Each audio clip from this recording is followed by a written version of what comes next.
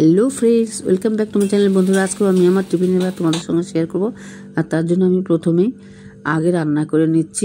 কড়ার মধ্যে তেল দিয়ে প্রথমে আমি পেঁয়াজগুলোকে আগে থেকে ভেজে রাখা বেগুনগুলোকে দিয়ে এর মধ্যে আমি শুকনো লঙ্কা আর রসুন বাটা দিয়ে দিলাম। দিয়ে খুব ভালো করে নেড়ে চেড়ে নিচ্ছি।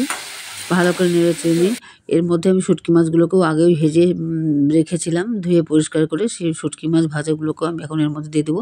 এর মধ্যে দিয়ে দিলাম আমি স্বাদ মতন লবণ, একটু সামান্য চিনি আর শুটকি মাছ ভাজাগুলোকে দিয়ে খুব ভালো করে নেড়ে চেড়ে হয়ে গেল আমার বেগুন শুটকি রান্না।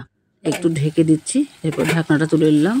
এখন আমি এটাকে নামিয়ে নেব। বন্ধুরা, ভিডিওটি ভালো লাগলে প্লিজ একটি লাইক করে দিও।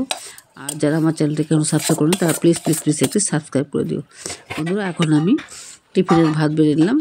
এখন আমি টিফিনটা সেরে নেব। ভিডিওটি ভালো লাগলে প্লিজ লাইক কমেন্ট শেয়ার করে দিও। আবার দেখা হচ্ছে পরবর্তী ভিডিওতে। ধন্যবাদ।